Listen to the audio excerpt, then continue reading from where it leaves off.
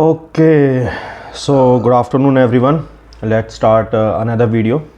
आज हम 9th class के कुछ रिवीजन क्वेश्चंस करते हैं फॉर अपकमिंग फाइनल एग्ज़ाम, जो कि अब बहुत ही पास हैं सभी बच्चों के। लोकल क्लास के बोर्ड तो अभी चल ही रहे हैं, लेकिन लोकल क्लास के भी जो एग्ज़ाम हैं वो बहुत ज़्यादा पास हैं। तो हमें कुछ इम्पॉर्टेंट आंसर्स का रिवीजन करना है, तो चलिए शुरू करते हैं ज़्यादा टाइम वेस्ट ना करते हुए। पहला क्वेश्चन देखते हैं। पहला क्वेश्चन है हमारा, डिस्टिंग्विश बिटवीन रेनफॉल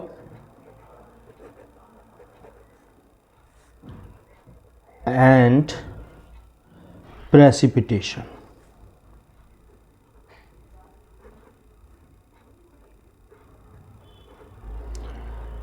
हर एग्ज़ाम में डिफरेंस बिटवीन तो मिलता ही है। ये क्वेश्चन इंपॉर्टेंट है क्योंकि ये ज्योग्राफी से है, तो आपको आसानी से कॉपी में, बुक में, कहीं पर भी मिल जाएगा। अगर आप लोगों को इनके आंसर्स नहीं मिलते हैं तो आप कमेंट कर सकते हैं, मैं कमेंट में आपको इनके आंसर्स भी प्रोवाइड करा दूंगा।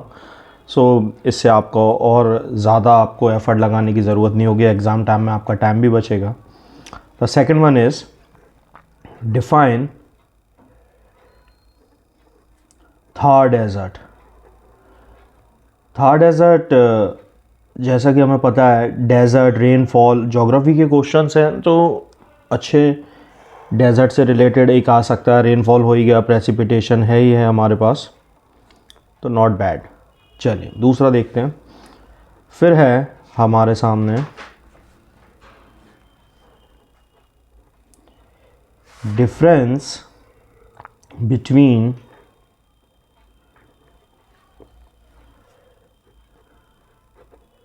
ट्रॉपिकल,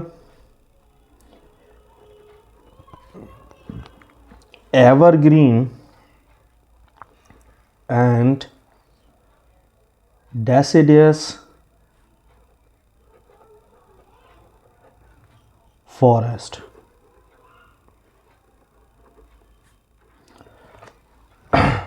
रेनफॉल हो ही गया था, थार हो गया, डेजर्ट हो गया, अब बचते हैं हमारे फॉरेस्ट। तो difference between tropical and evergreen, tropical, evergreen and deciduous forest एक इम्पॉर्टेंट डिफरेंस है क्लास 9th में ज्योग्राफी में। नेक्स्ट वन देखते हैं, बहुत ही बेसिक है, इसको आप गूगल से भी कर सकते हैं, कोई ज़्यादा कठिन नहीं है ये क्वेश्चन। अगर आप थोड़ा अपना दिमाग भी लगाते हैं, ज़्यादा ज़रूरत नहीं है आपको नोट्स वगैरह में भी जाने की, जस्ट बिकॉज अब समय है चीज़ों को खुद से बनाने का। आप आंसर्स को अपने जो टीचर्स जब एक्सप्लेन करते हैं तो उनसे समझिए, उनके एक्सप्लेनेशन को ध्यान से सुनिए और उसके बाद उसे मन से बनाइए। क्वेश्चन है, what is bio reserves.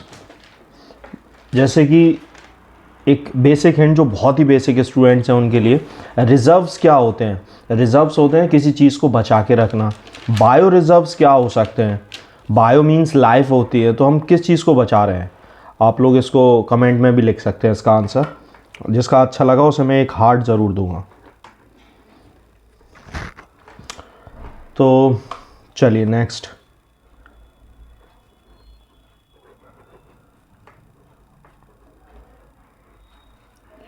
Difference between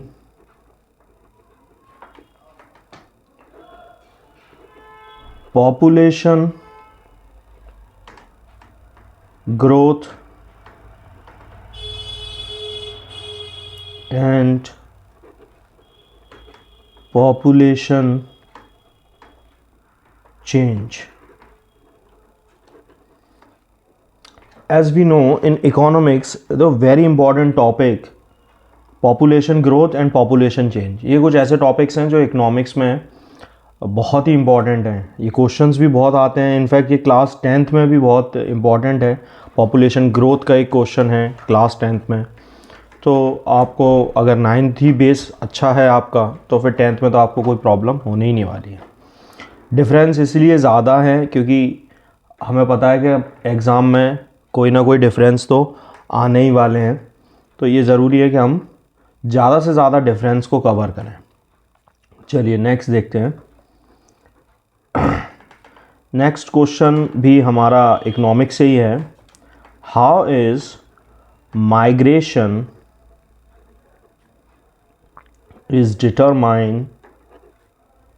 is determined the factor of population change। अब देखिए यहाँ पर एक बहुत अच्छी ट्रिक ये है कि डिफरेंस बिटवीन दिया हुआ है पॉपुलेशन चेंज और ग्रोथ के बीच में, और नेक्स्ट क्वेश्चन में आपको माइग्रेशन कैसे आपको बताना है कि पॉपुलेशन चेंज में उनके क्या फैक्टर्स हैं। तो ये एक बहुत अच्छी बात है, आपको यहाँ पर पॉपुलेशन चेंज दोनों में ही आपको देखने को मिल रहा है।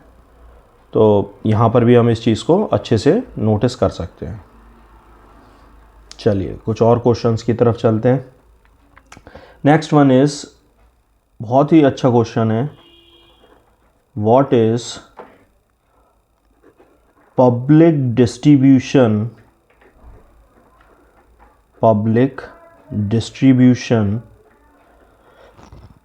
सिस्टम। इसको हम शॉर्ट में अगर कहें तो PDS। और पब्लिक डिस्ट्रीब्यूशन सिस्टम क्या है? सरकार MSP पे जो राशन परचेस करती है किसानों से, उसी राशन को, उसी अनाज को, क्रॉप्स को, उनको वो राशन की शॉप्स पे, PDS जो शॉप्स होती हैं, पब्लिक डिस्ट्रीब्यूशन वाली जो दुकानें हैं, वहाँ आके उन्हें वो दे देती है। और वही दुकानें इस सिस्टम के थ्रू जितने भी बिलो पावर्टी लाइन के लोग हैं हमारे इंडिया में, और उनको हर महीने प्रॉपर राशन देती है, जिसमें 2 रुपये किलो गेहूँ और 5 रुपये 3 रुपये किलो चावल, अलग अलग रेट बदलती रहती हैं स्टेट वाइज। तो ये भी होता है कभी कभार, बट जनरली तो 2 और 3 रुपये ही रहता है।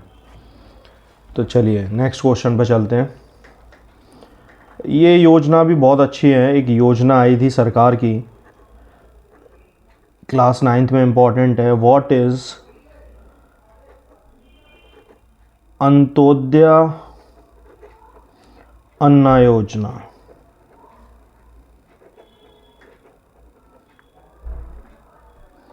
है अच्छा क्वेश्चन है, ये भी आप लोग अच्छे से दिमाग में रख सकते हैं। नेक्स्ट वन इज़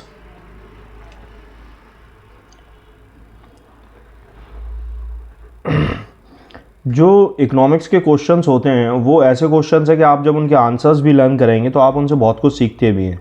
अब हिस्ट्री में मुगल्स हम पढ़ते हैं, या फिर कोई भी ऐसे पुराने जो वॉर हुई हैं उनके बारे में, तो उससे हम ज़्यादा कुछ सीखते नहीं हैं, बस हम तो एग्ज़ाम के पॉइंट ऑफ व्यू से ही उन्हें लर्न करते हैं। बट इकोनॉमिक्स में जितने भी क्वेश्चंस हैं वो हमें बहुत कुछ सिखाते हैं। ये योजनाएं क्यों आती हैं, कैसे सरकार गरीबों के लिए इतना वेलफेयर स्कीम्स निकालती है, तो ये सारी चीज़ें हैं। अब जैसे ये क्वेश्चन है, what are the major factors of food security. अब भारत में फूड सिक्योरिटी के ऊपर कौन कौन से मेजर फैक्टर्स हैं भारत में, एज़ वेल एज़ भारत के बाहर भी आप देख सकते हैं। तो ये एक बहुत ही अच्छा क्वेश्चन है। इसको आप आंसर में रीड करिए, और जो आंसर आपको समझ में नहीं आते हैं आप वो कमेंट में बता सकते हैं, तो उनके आपको आंसर भी मैं लिख के आपको दे दूँगा नेक्स्ट वीडियो में। नेक्स्ट है, who were affected the most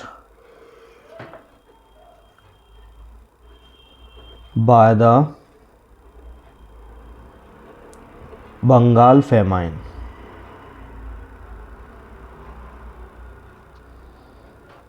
Bengal में जो फेमान आया था उसमें हमारे जो भी जिन लोगों पर सबसे ज़्यादा इसका प्रभाव पड़ा उनके बारे में हमें इसमें देखना है।